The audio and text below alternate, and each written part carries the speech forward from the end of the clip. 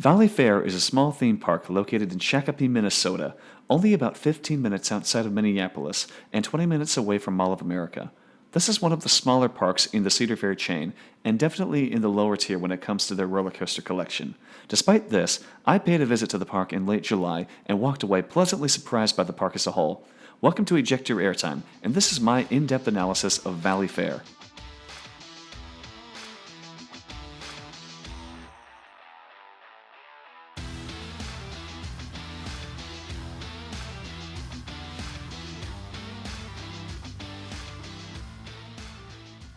Before we get started, make sure you subscribe to the channel and give this video a like, as that'll really help against the YouTube algorithm. As with my previous reviews, let's start with the coasters. The first coaster I hit upon entering the park was Mad Mouse. This was built by Aero, and all I knew going in was that these Aero mice can be a hit or miss in terms of the ride experience. And this one was definitely on the weaker side. Little to no laterals on the hairpin turns, and little to no airtime on the drops.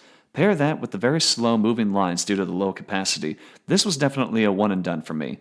Wild Mouse coasters were designed to have more than just one car out on the track, hence all of the block sections, but ValleyFair wasn't doing this at all, so in the end there would be multiple cars stacked on the brake run waiting to unload. If you're visiting ValleyFair to get all of the credits, I recommend riding this one first. Next up was the GCI wooden coaster Renegade. Opening in 2007, this is ValleyFair's most recent coaster addition to date. I managed to make this my 50th credit, and it ended up being a very solid coaster to take such a title. Starting with a unique S-shaped first drop, this coaster has a very twisted layout that goes over one of the park's service roads, and it also does a great flyby of the station and queue as it winds its way back to the station. Only the second GCI I've experienced, I made a lot of comparisons with this coaster to Prowler at Worlds of Fun. While I did enjoy the layout, I definitely enjoyed the low-to-the-ground, out-and-back experience of Prowler just slightly better, and Renegade landed only 2 spots below it on my top 20 ranking. I rode this one 4 times on my visit, twice in the back and twice in the front.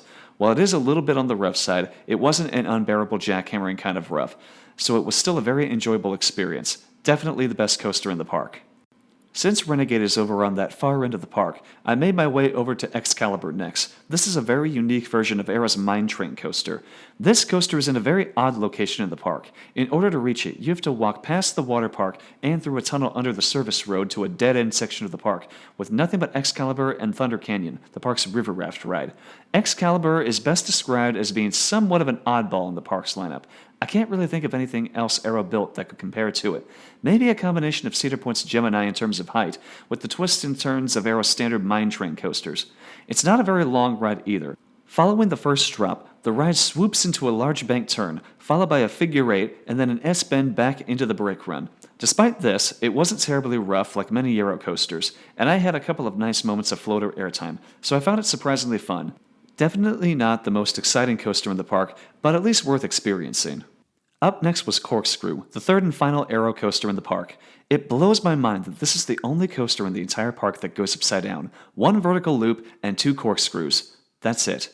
This coaster dates back to 1980, so being an older Aero with trains and restraints that weren't all that comfortable, I was expecting this to be unbearable and rough. This ended up not being the case. Being rather small and not taking the transitions very fast, it turned out to be rather smooth. Even the transition into the corkscrews wasn't all that bad.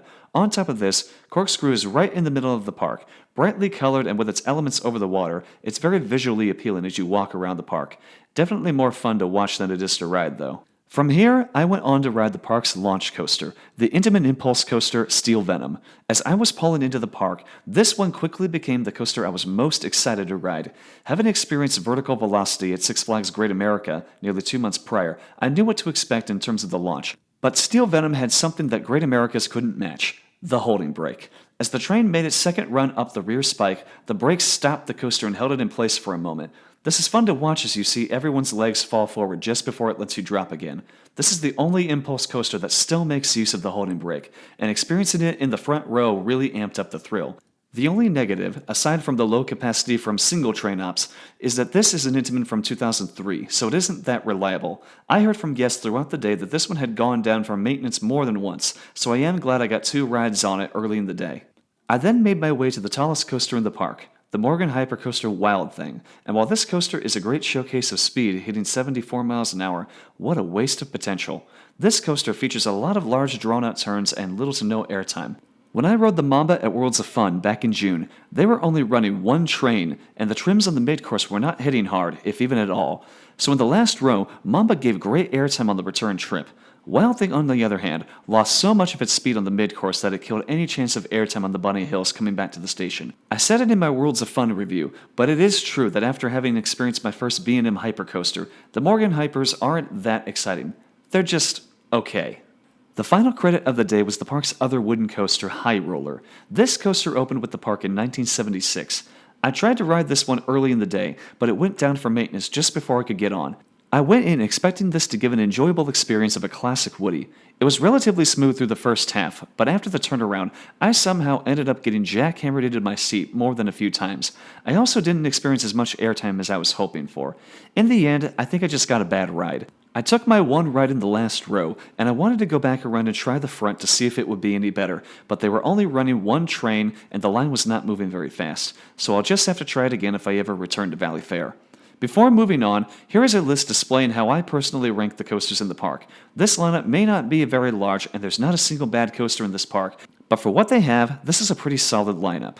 Talking about the park as a whole, there are a lot of things that this park does well. First and foremost, the park is very clean and inviting with its bright colors on nearly every major ride. The park's kids area, Planet Snoopy, is practically right in the middle of the park, and this entire area is just bursting with color and a vibrant atmosphere. I saw many of the Peanuts characters and numerous shows for the kids to really set the tone well for families. I wasn't a huge fan of the Kids Bop renditions of pop songs playing in the area, but I was the adult there, so what can you do? One interesting aspect of this park is how the layout is rather long and narrow, with the Soak City Water Park being placed nearly right in the middle of the park.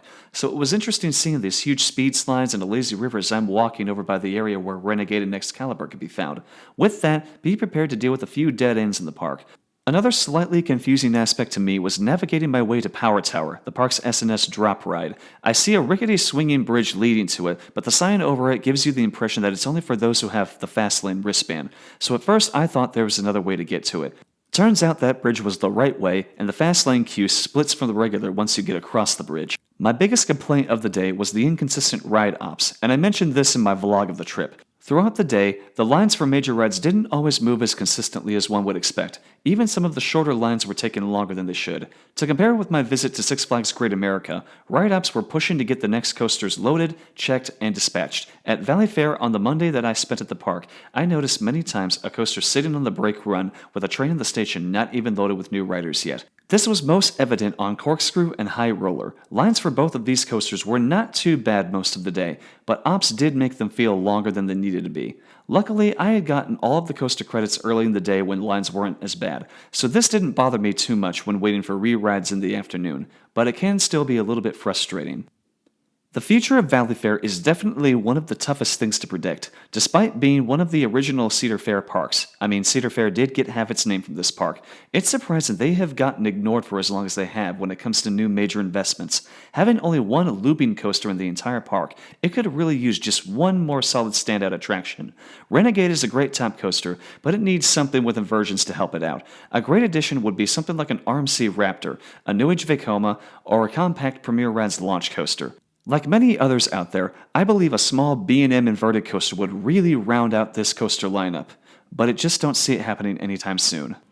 That's going to do it for this park review. Let me know in the comments if you've been to ValleyFair and what your thoughts are on this park. Thank you so much for watching, and don't forget to subscribe to Ejector Airtime for more in the future.